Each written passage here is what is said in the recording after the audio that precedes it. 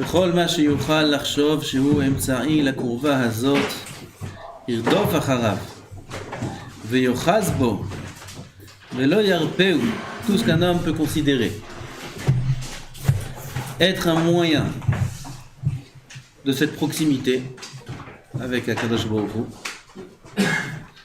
Il dit Kol ma sheyuchal lachshov. C'est quoi Kol ma sheyuchal lachshov adam, tout ce qu'un homme considère. Comme on a des règles claires, la Torah elle a dit il faut agir comme ça et comme ça, on a Shulchan Aruch. C'est vrai, on a une lignée tracée du bon chemin qui entraîne la Avodat Hashem, et aussi une lignée tracée du mauvais chemin qui écarte la Avodat Hashem, c'est la Averot, tous les interdits, et la Shonara, et les Midot. Ça, c'est commun à tout le monde. Mais chacun est différent de l'autre. Il y en a pour qui investir plus dans une mitzvah, ça va lui faire plus de simcha et de kirva la Avodat Hashem. Il y en a pour qui étudier tel genre de moussar, ça va éveiller en lui l'amour pour Hashem. Il y a plusieurs façons de servir Hashem. Il y a plusieurs, par exemple, il y a plusieurs livres de moussar. Tu as des livres qui parlent de manière plus dure, comme Reshit Chochma, des livres pareils, où là-bas on te parle du Gehinam, on te parle de ça. Il y en a, ils aiment bien qu'on leur tape dans les os. Ils aiment bien, ça les réveille, ils voient. Tu as des livres qui encouragent. Ça te dit que même si on faute, et que beaucoup nous aiment, il y a la tchouva, Donc chacun doit utiliser le moyen qu'il considère étant le mieux pour s'approcher d'Hachem. C'est bien sûr ce moyen-là est approuvé par les rabbanim, par les gdolim. Parce qu'il y a beaucoup de nouveautés, surtout dans notre génération. C'est pas que dans notre génération, dans les générations aussi il y avait des nouveautés, dans les générations d'avant. Mais dans notre génération, il y a beaucoup de nouveautés. Il y a beaucoup de nouveaux rabbanim, il y a beaucoup de nouveaux... ça c'est dû au mouvement de la tchouva, il y a un grand mouvement de la tchouva. Alors ça a créé beaucoup de rabbanim comme des champignons. Et pas tous les rabbanim ont été meshamshim, pas tous les rabbanim ont reçu d'un rav. Ils sont devenus des rabbanim, des chachamim, à travers les livres. Pas tout ce qui est dans les livres doit être applicable à la Maaseh, de telle façon, de telle façon.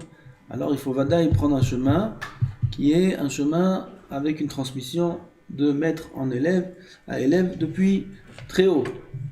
On ne peut pas suivre n'importe quel chemin ou n'importe quel rave, c'est pas évident, on en a parlé plusieurs fois. Donc c'est pour ça que le rave dit Kol ma sheyuchal lachshov shu emtsa'i lakurva azot, qui est un moyen pour atteindre cette proximité avec Hachem. Irdof acharav, il faut qu'il court derrière.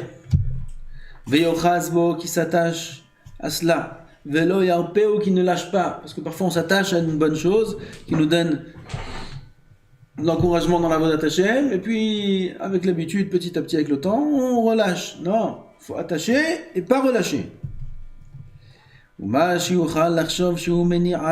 Tout ce qu'un homme peut considérer comme étant un empêchement, un barrage qui empêche la kirva, l'approchement à Hachem. Ivrach mimenu keboreach mina esh, se sauver de ça comme du feu. Tu considères que cette chose-là, il peut t'écarter du service d'Hachem. Aujourd'hui, il ne manque pas de moyens comme ça, de choses qui nous écartent du service d'Hachem. Tout le matériel, toute la technologie, tous les nouveaux appareils, tous les nouveaux systèmes. Un homme, il tombe dedans, il peut se perdre très rapidement dans ces choses-là. S'il pense que ça lui nuit un petit peu dans la Avodat Hashem. Oui, à parler des heures comme ça sur des messageries, et à cause de ça, sa femme elle n'est pas contente. C'est pas Avodat Hashem ça. Si sa femme elle voit qu'il perd du temps. Moi, je dis ça parce que je reçois plein de plaintes de mesdames qui disent il est là avec son WhatsApp, son truc, il passe des heures à la maison. Là, t'es dans son téléphone. Ça va t'attacher ça? Oui, va voir. Il faut se sauver de ça comme du feu. Tu jettes dans le feu. Jeter ça dans le feu. Il faut annuler. Pourquoi? Parce que Shalom, il peut perdre leur lame avec ça. Alors, il a passé des moments agréables avec des messages et ses amis, etc. Et ses groupes. Tous ces groupes, là, Rabbourot. le Malaché, Khabbala, là-bas, tous les groupes qu'il y a là-bas, qui servent à rien du tout. Dans les systèmes cachers, il n'y a pas de groupe. Pas de groupe. Un groupe. Groupe comme ça, chacun y met ses bêtises là-bas. C'est quoi ces groupes-là? Groupe de Torah, Torah Mitzvah. Non, c'est pas moi qui ai fait le groupe.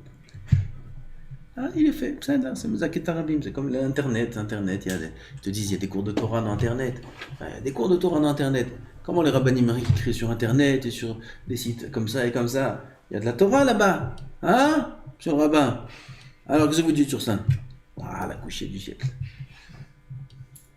La couchée du siècle. Il y a de la Torah là-bas. Monsieur Asdom aussi, il y avait de la Torah. Abraham, il a demandé, peut-être il y en a un chacham, deux chacham, trois chacham. Asdom Varmor aussi, il y avait de la Torah. Maintenant, il y a la Torah, partout il y a de la Torah. Baruch Hashem. Pour qui ça a été donné? Pour qu'un homme, il s'abonne maintenant à un abonnement d'internet, illimité, pour voir les cours de Torah qu'il y a là-bas? Tu veux de la Torah? Va au Bet Midrash.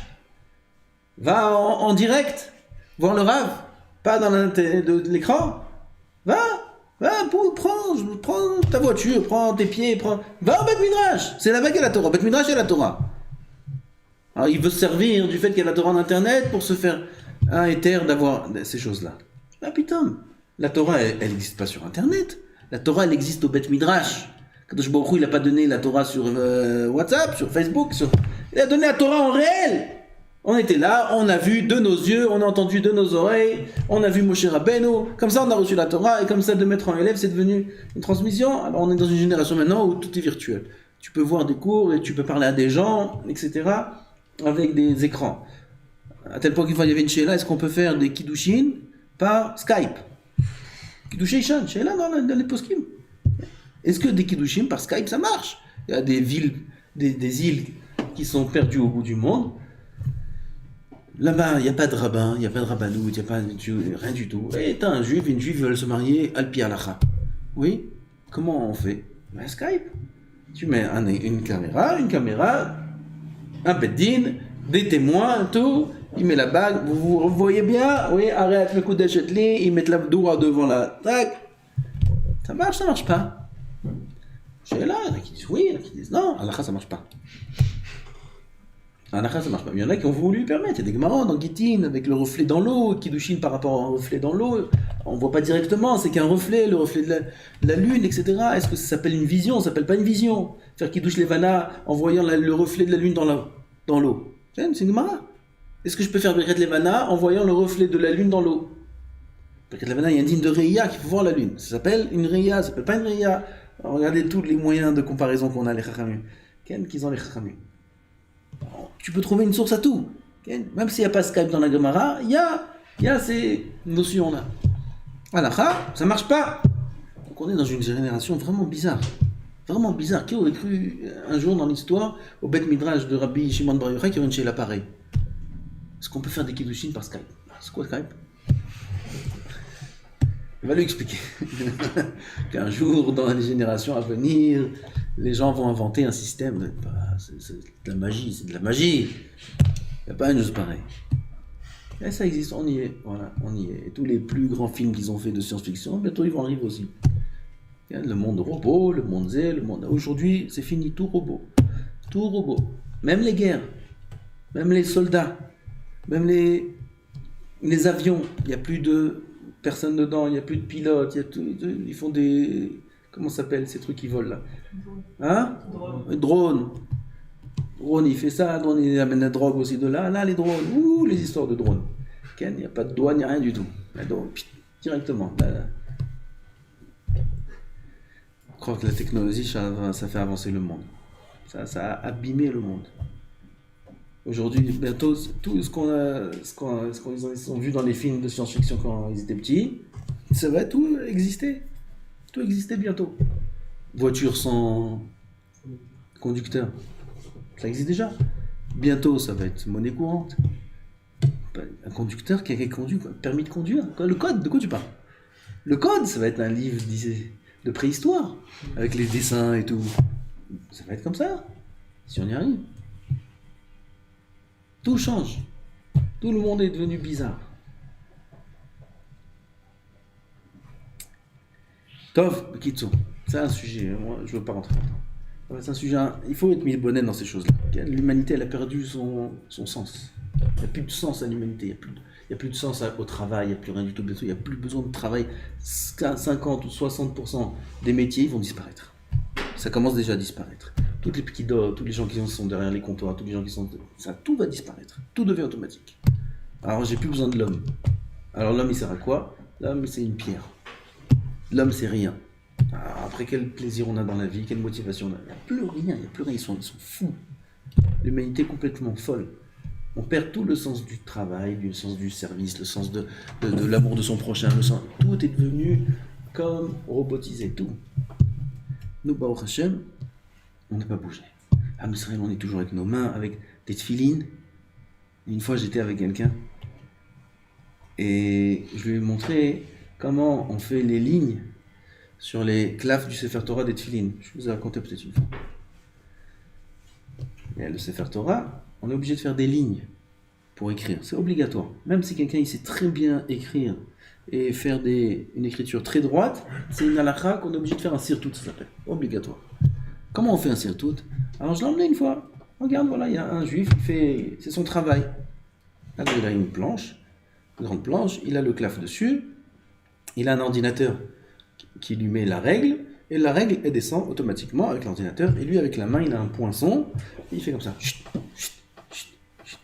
Comme ça, et pendant des heures, toute la journée, il fait comme ça. Il me dit, mais il ne peut pas faire ça automatique. Oh, c'est quoi ça? On n'est pas dans une génération par, on dirait de la préhistoire, là. Il prend son truc, il fait des lignes à la main. Prends un ordinateur qui te fait des lignes. Mais gamin, non, des lignes, tu veux des lignes, voilà. Pas saoul. Il faut que ce soit l'homme. L'écriture de Sefer Torah, toujours il y en a pas ça pour les sofrim. Toujours. Tu peux amener la plus grande modernisation du monde. Elle te changera jamais de la vie un sofer. Pourquoi? Un Sefer Torah, une lettre, une demi-lettre qui est écrite pas par une main d'un juif, tout est pas sous. Tout, c'est l'homme qui doit faire, c'est sa main qui doit travailler, c'est de l'encre, c'est lui qui doit faire l'encre. L'encre elle est faite avec des ingrédients spéciaux, etc. Ça c'est la Torah. La Torah n'a pas bougé. L'homme lui-même doit faire ça, doit faire ça. Top, ça c'est un sujet à part entière. Comment on est là? Comment on est rentré là-dedans? Hein? Technologie, les appareils. Il faut se sauver de ça, comme du feu. Alors, ok, on a dit Internet. J'ai Internet, voilà, je vais mettre Internet, je vais voir des Shiurei Torah. Ma pitom, Shiurei Torah, tu vas les voir en direct au Bet Midrash. Tu vas prendre un livre, tu vas toucher le livre, tu vas sentir le livre. Comment c'est remplaçable un livre? Ils peuvent faire tous les appareils que tu veux. J'ai vu déjà, moi aussi j'ai tout le chasse dans un ordinateur, tout le chasse. Ça approche même pas à 1 millimètre le plaisir de toucher le livre et de voir les lettres de ses propres yeux. Rien n'est remplaçable. Avec tous les programmes, tu peux écrire des ridouches, rien ne remplace le stylo. Rien. Le stylo, le carnet, les notes, rien. Tu peux faire ce que tu veux. Ça, c'est la Torah. C'est comme ça que ça se vit, la Torah. C'est comme ça que ça s'étudie, la Torah. Pas avec des moyens technologiques. Internet, il y a la Torah là-bas. Internet, il y a la Torah pour essayer de sauver des pauvres miskénim qui regardent là-bas des bêtises. Alors on met la Torah là-bas. Chas v'shalom de croire que ça vaut quelque chose, ça vaut rien, ça vaut zéro. Moins que zéro, moins 1 milliard. Ça détruit, ça fait du mal, ça nuit, ça fait perdre le temps, ça fait du mal au couple, ça fait du mal aux enfants. Les enfants, ils ont avec des appareils du matin au soir. Ça nuit à l'humanité. Ça apporte rien de bien, rien. Et même si on croit que ça facilite un peu la vie, ça facilite pas la vie, ça apporte l'ennui. Parce que au lieu que tu ailles faire les courses, et que tu prennes un peu tes efforts et ton bus et ta voiture et que tu ailles, que tu fasses les causets, il n'y a plus besoin. Et de son écran, dans son écran, il y a la liste automatique des courses. Il clique, oui, la même chose que le mois dernier, pack, ça arrive. Alors qu'est-ce que je fais tout le reste du temps? Il meurt. Il n'a rien à faire, il s'ennuie. Alors il faut chercher autre chose à faire. Qu'est-ce que j'ai pour faire? J'ai payé le forfait internet.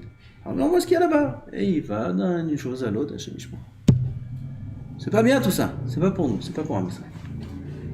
Si un homme il considère que ça peut lui nuire dans sa avodat Hashem, dans les quelques années qu'il a dans ce monde, Sachakol, pour atteindre l'Olam Haba, qui se sauve du sad, qui se sauve, Ivrach Mimeno Keborech Minaesh, qui ne mette pas ces choses-là dans sa maison. Travaille dans sa maison. Pourquoi Internet dans la maison? Pourquoi faire Internet dans la maison? Dites-moi. Un homme, il est dans son travail, la femme, elle est dans son travail.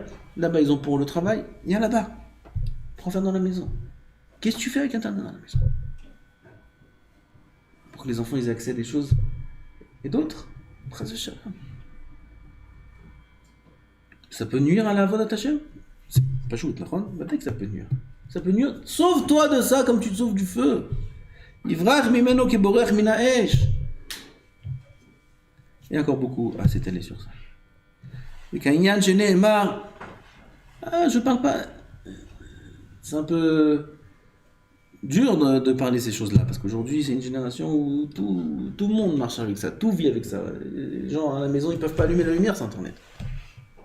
C'est vrai, vous savez. Il y a Wi-Fi, il y a du téléphone, on éteint la lumière, on allume la lumière. Ok?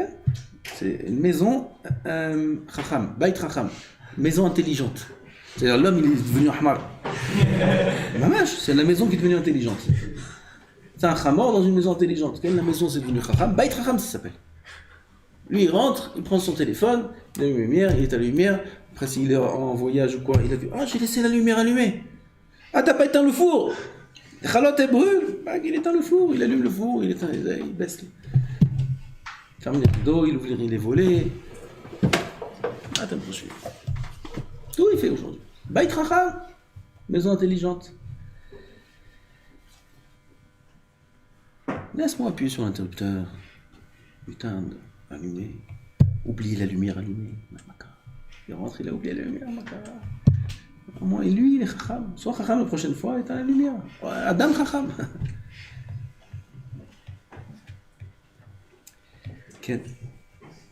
C'est vraiment une génération bizarre. On vit dans une génération bizarre. Bientôt, Kadosh Baruch Hu, il va réveiller tout le monde.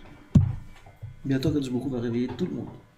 Ouais, ils m'ont demandé les élèves un peu qu'est-ce qui se passe en ce moment dans le monde. J'aurais dit, vous voulez le journal de 20h? Je vais vous dire le journal de 20h. Okay. C'est très chaud.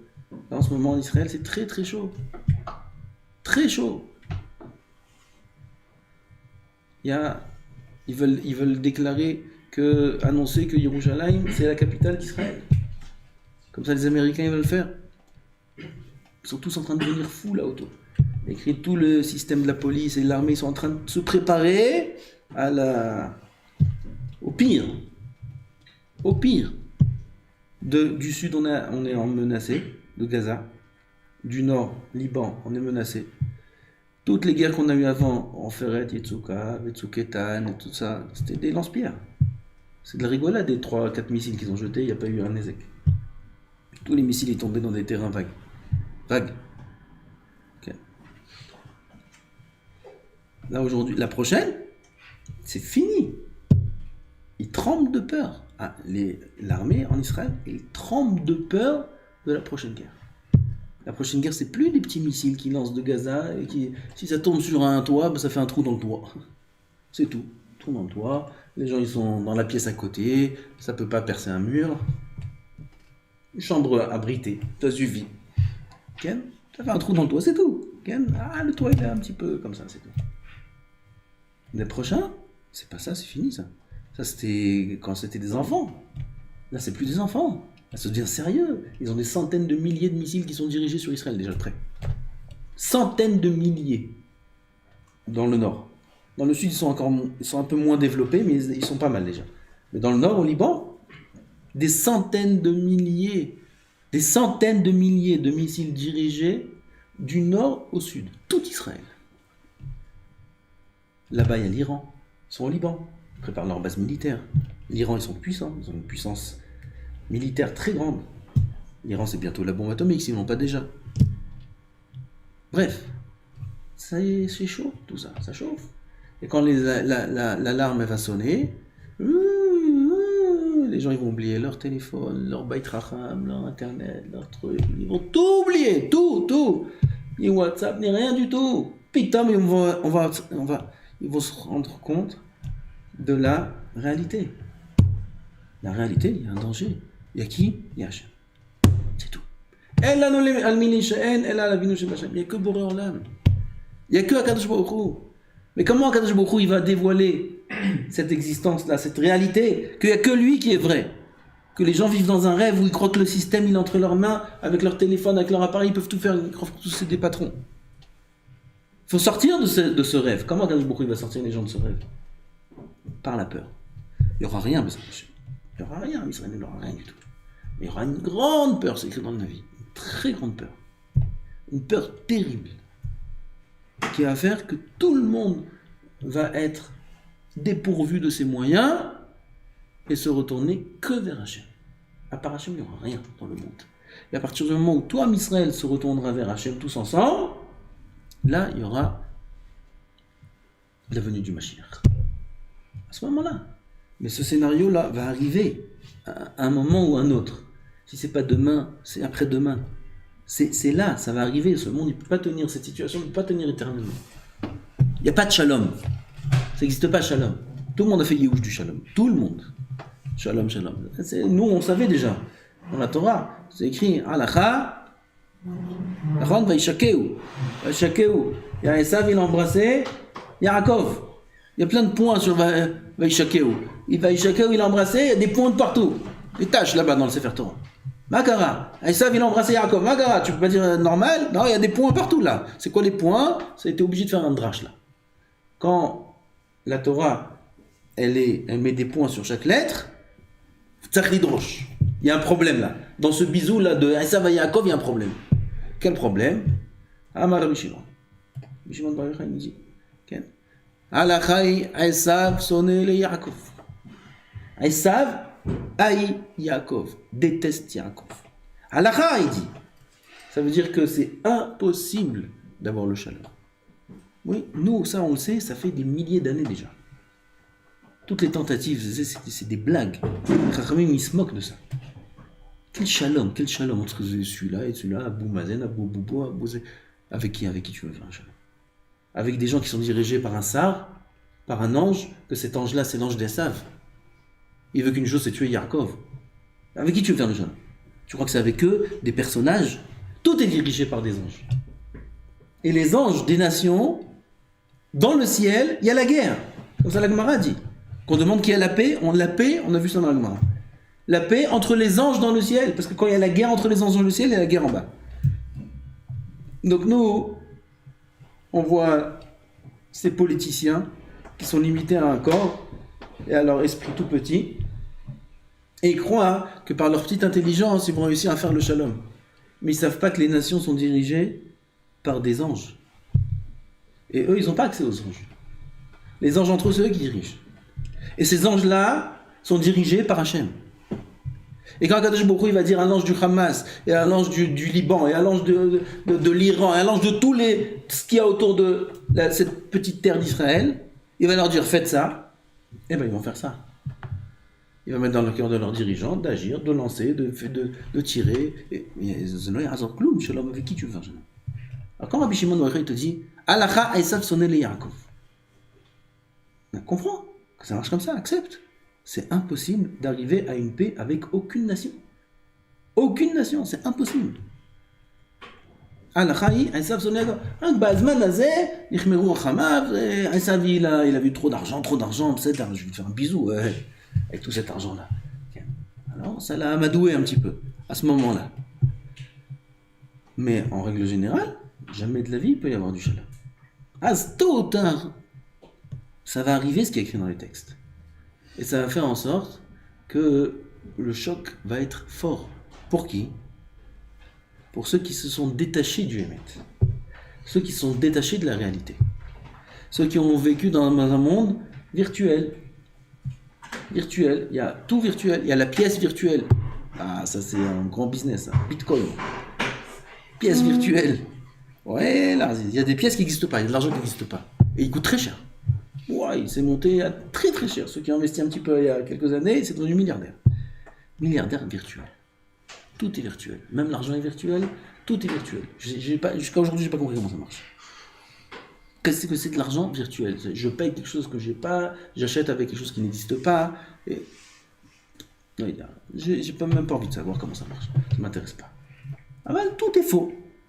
Tout est faux. Donc les gens, ils vivent dans un monde faux, leur esprit faux, leur vision des choses fausses. Et le jour où il y aura un grand tremblement dans la tête, puis on va se rendre compte, la Torah est vraie, Moshe Rabbeinu, ce qu'il a dit, c'est vrai, tout ce qui est écrit dans les Nevi'im, c'est vrai, et Al-Mashiach, c'est vrai, Eliyahu Navi, c'est vrai, le son du chauffard, c'est vrai, tout est vrai, Triat HaMetim, c'est vrai, Bet HaMikdash, c'est vrai. Wow, alors quoi? Pour qui le choc il va être dur? Pour ceux qui ont vécu dans ce monde virtuel. Aval pour vous, Talmidei Chachamim, qui sont attachés au Emet, les vraies pages, il n'y a pas de virtuel. Chaque chose que tu vas inventer, on va te dire, il faut que tu Qu'est-ce que tu me dis? Tu m'inventes? Chadash Asur min Torah. Et comme ça, des Mahamari, tu inventes un nouveau chemin? Benidouille. Oh, il va voir, celui qui change une lettre de ce qui est écrit dans la Torah. Une lettre, il change. Tout est pas soul. Il vaut rien. On ne le considère même pas. Tu viens inventer un nouveau chemin? Tu viens dire une halakha? Où c'est écrit? Réel. On veut du réel, on veut du concret. Et c'est quoi notre réel? C'est Efokatu. Où c'est écrit? Où c'est écrit? Quel texte tu utilises? Des nouveaux... Non. Le texte qui a 2000 ans. 2000 ans. Rabbi Yehuda Hanassi, il a écrit les Mishnayot, et après en vérité il n'a pas 2000 ans, parce que ça a été juste écrit il y a 2000 ans. Alors ça a été transmis jusqu'à Moshe Rabbeinu et de la bouche d'Hachem. Ce texte-là, on n'a pas bougé jusqu'à aujourd'hui. On n'a pas bougé 1 millimètre de ce qui est écrit dans le Shulchan Aruch. Pas bougé 1 millimètre. Les Chachamim, ils vivent dans un monde réel. C'est pour ça que pour eux, quand il y aura ces guerres et le Mashiach et ces choses-là, enfin. Oh Rabba, on t'attendait, hein. Mashiach, sauf il est venu. Allez, on est heureux maintenant. C'est qui les patrons? Man Malchi Rabbanan, c'est les Chachamim. C'est les patrons. Les petits avrichim qui ont souffert, qui n'avaient pas d'argent, qui ont se moqué, qu'on disait c'est des parasites. Qu'est-ce qu'ils apportent au monde? Qu'est-ce qu'ils apportent au monde? Maintenant, ça veut être eux les rois. Et à l'inverse, qu'est-ce que les autres ont apporté à leur vie et au monde? Rien. Rien. Ça va être qui les rois? Ça va être ceux qui sont attachés, qui sont accrochés au Emet de toute leur force. C'est eux les rois. C'est eux les Chachamim. C'est eux les Tzadikim. Mais pour l'instant, on est encore dans l'épreuve. On n'y est pas encore. Bien que ça peut être très évident pour celui qui s'efforce à le comprendre. Celui qui avance dans la voie d'Hachem, celui qui s'efforce, quand beaucoup lui donne ça en cadeau. C'est pas shoot. C'est pas shoot. Évident comme si que Mashiach il est déjà là. Comme si que Mashiach il est déjà là. Et que la vision claire des choses, c'est émettre, il n'y a plus aucune question, aucun doute. Cette évidence-là, on peut l'atteindre même avant tout ça. Si un homme s'attache à Hachem, quand beaucoup lui donne en cadeau une vision claire des choses. Qui fait qu'il n'a pas peur. Ni des guerres, ni de rien du tout. Comme le Midrash dit, dans Chatrouma dit, que quand il y aura la guerre de Gog ou Magog, il y aura l'arche de Noé, Tevat Noach. Et celui qui est dans la Tevat Noach, il a peur de rien. Comme Noach, quand il était à l'époque du Maboul, dans la Teva, ils étaient bien. Ils se baladaient, le monde entier en train de brûler, de se détruire. C'était de l'eau avec du soufre, c'était du feu et de l'eau. Le monde entier était en train de se détruire. Et Noach, il est dans la Teva, avec les chats, les chiens, etc. Tous les animaux, avec sa femme, avec ses enfants, en famille, croisière. En croisière, pendant 1 an. Noach, il était en croisière, mon vache. Il y avait à boire, il y avait à manger, il y avait la Kedusha, il y avait tout. Et ils étaient en croisière. À quel moment la croisière? Au moment de la destruction du monde. C'est un événement, une fois dans l'histoire, il y a eu cet événement-là. Destruction du monde. Et Noach, il est en croisière. Un bateau merveilleux. Pareil quand il y aura Gog ou Magog. C'est terrible, Gog ou Magog. Okay? Il y a la croisière. Où on s'inscrit? Sur Internet? Quel site? La donne-moi l'adresse. Je commande le billet tout de suite. Okay? Sans Internet. Et c'est gratuit. Le Midrash dit, ça s'appelle Bate Knisiot ou Bate Midrashot. Bet Knesset et Bet Midrash, c'était Vat Noach durant la période de guerre de Gog ou Magog. Et c'est exactement ce qu'on est en train de dire. Celui qui est attaché au Bet Knesset, celui qui est attaché au Bet Midrash, celui qui est attaché à la Torah, alors tout ce qu'on est en train de dire, c'est pas des choses qui lui font peur. Pourquoi? Parce qu'il vit dans cette réalité. Il attend cette réalité. Il attend la venue du Mashiach. Mais t'appelles Yeshua à chaque instant. Quand est-ce que Mashiach il arrive et qu'on voit enfin un vrai monde, qu'on voit enfin le vrai dévoilement d'Hachem dans ce monde et le vrai comportement d'Hachem dans ce monde, comment c'est lui qui dirige tout. Quand est-ce que ça va arriver? Donc on est déjà prêt. On attend ça. Alors c'est pas Chidouche, ça c'est Bet Knesset, Bet Midrash. Il est dans l'arche de Noé. Pour lui c'est la croisière. Gog ou Magog, enfin on y est. En vérité, c'est vrai pour tout Am Israël. Aucun juif n'a de quoi avoir peur de la guerre de Gog et Magog. Personne. Personne. Parce qu'en vérité, il n'y aura rien de mal. Mais la peur sera là. Pour qui? Pour celui qui n'est pas attaché au Emet.